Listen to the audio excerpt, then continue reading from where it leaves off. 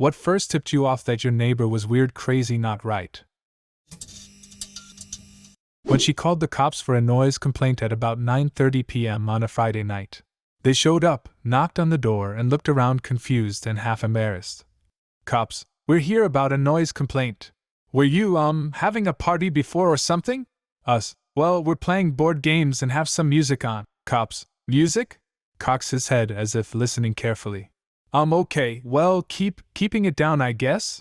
This became a semi-regular thing, and at some point the cops stopped showing up.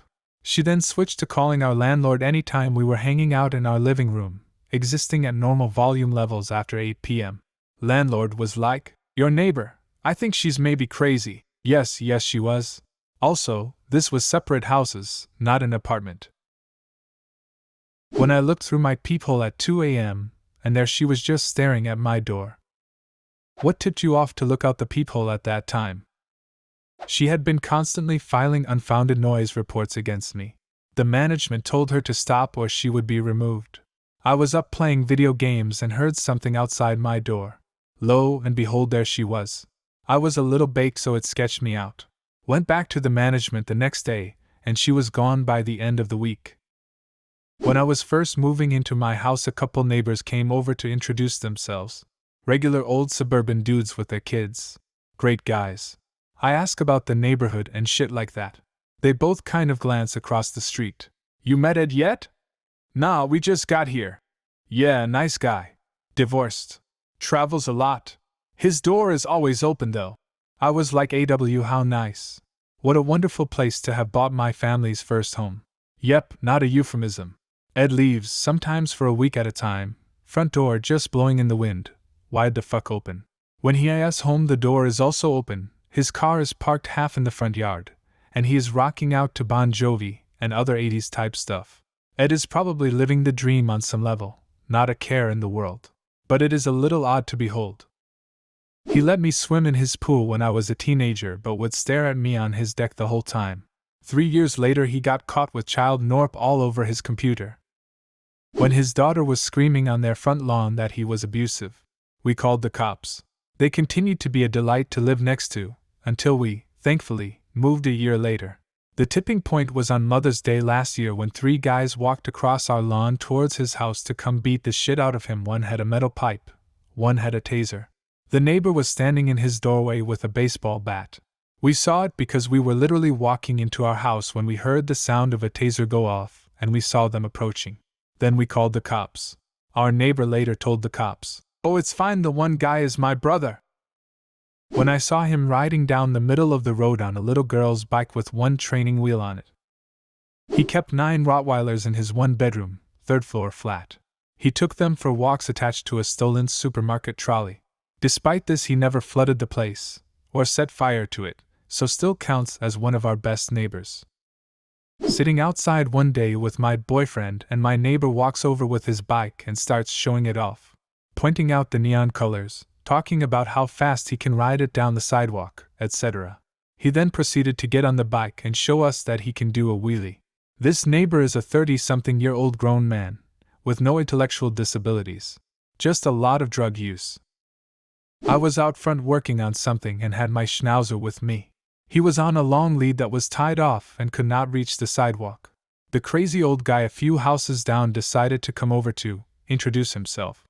At this point we had lived here for over a year, and he never made any attempt to say hello. He would just glare at us whenever we passed his house. He showed up carrying a 4-foot-long 1-inch rod and announced he brought it in case he needed to hit my dog. Well, what a coincidence! I just bought a gun just in case you hit my dog. It's alright, he's dead now. He was also a hoarder. When he died, his family posted an ad that said, "Show up on this day at 7 a.m. and take anything you want for free." The street was jammed with cars and people sprinting into the house and carrying off anything they could. The next few weeks had a big construction dumpster out front. I think they filled 3 or 4. Supposedly they even found a classic Husqvarna motorcycle that he somehow got down the stairs into the basement. Blaring Mexican music at 4 a.m. while dancing by herself outside by the fire pit. She's a nice old lady, but she's a little crazy. At a house I used to live at, a lady and her handicapped husband lived across from our driveway. They were about in their late 70s in about 1994 or so. I bought my wife a new Mitsubishi Eclipse and the lady came over and screamed at me for about 20 minutes for buying a Jap car. Then she really lost her shit when I bought a Mazda pickup truck. I planted a tomato garden and she came over to berate me because while I was gone for a long weekend some overripe tomatoes fell to the ground and were wasted, and she informed me that from now on she would inspect my garden daily to ensure there was no waste. Thinking about it for a while, it became obvious that this couple grew up during the Depression, and her husband was a disabled World War II veteran. She hated the Japanese and she despised any sort of perceived waste of food. I told her she could take as many tomatoes as they needed, and after that she pretty much left me alone. Grew up next door to a guy who was breastfed until he was 6 or 7, parents slept in separate beds then eventually separate rooms. He often shared the same bed with his mother until he was 11 or 12, he's all kinds of fucked up now. When she lectured me about being on phentermine, prescribed by my doctor after nearly 6 months of extreme dieting and 14+ hours a week of exercise and not losing weight, and suggested I do, insert fad crash diet here. She's grossly overweight, and this was at a neighborhood gathering where we were eating chicken and waffles. I was eating some fried tenders. She was eating both chicken and waffles smothered in butter and syrup. I shrugged and ignored her. A while later, after a boxing fight camp where I had cut myself off from sodas to help my weight loss, she saw me standing in the street talking to the neighbors we actually like, sipping on my first soda in 16 weeks. She screams from her driveway, "Are you drinking a soda?" I ignored her again. The next morning, as I'm getting into my car to drive to work, I see her driving her son to school, eating out of a family-size bag of Lay's potato chips. The last straw happened about 3 months ago, and I finally wrote her and her rotten family off for good. I was unloading boxes from my car and she asked if I'd lost my job. I told her no, they were baby clothes we received from friends of ours. She looked at me and said, "Okay, why do you have baby clothes?" I proceeded to tell her that we were in the process of becoming foster parents. She tells me that she had a friend of a friend who had an awful experience adopting through foster care and her little girl just a monster. That we should be careful and that it probably isn't right for us. I just walked away and we haven't spoken since then. I hate her so much from this that I want to hear more awful things about her so I can keep judging. I mean, the icing on the cake is that I'm 90% sure she hates us because we're gay. She gives us really weird looks and generally just acts weird around us in group settings. A new person moved into the apartment next to me last weekend and has been making non-stop noise ever since, which is understandable having just moved, but it goes on almost 24/7. I'm a bad sleeper and awake frequently at 2, 3, 4 a.m. and there's loud banging and crashing every night. Well, last night, at 2:50 a.m. he went out on his balcony and just shouted nonsense and said, "Motherfucker," about 50 times.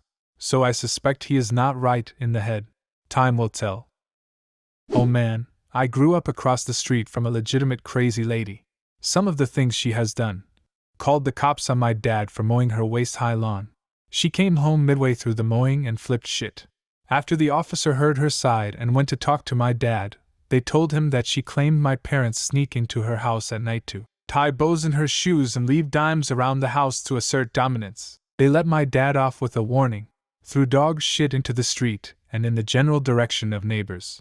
Rattled the doorknob of her next-door neighbors at 3 a.m., with a dead look in her eyes. Regularly turned away from neighbors while walking on opposite sides of the street to wave at the sky. Regularly yelled at the neighborhood preteen girl, calling her a slut whore, and to enjoy letting the boys play with her. At first it was funny, but over time I just started to feel really bad for her. When she first moved in, when I was 9 or so, she was a very nice lady, but she must have stopped taking her meds or something. Summoned us over to the fence to pet a baby raccoon he had just found, then made us promise not to tell our parents. Later they assured us that the raccoon was tame. They knew this for certain, because they slept with it every night. Constructed a cage taller than their actual house with plans to fill it with feral cats, no dividers or separate cells, just a giant wire box, before the city made them take it down. Not only was it 4 kinds of illegal, but of all the places, they built it right up against the line of our property where we kids would play on our playground. Blamed the failure of their cat palace on us, Put a letter in the mailbox of everyone in our neighborhood warning them to keep their pets indoors because my parents were catching and killing people's cats. Beat his wife with a vacuum cleaner, got into a fist fight with the cops, jumped into his car and tore off in the shortest car chase ever as the cops shot out his tires before he got a few meters down the street. Oh boy, I could go on. These guys were a train wreck. Do you have a similar story? Leave a comment and subscribe to the channel if you want to see more videos like this one.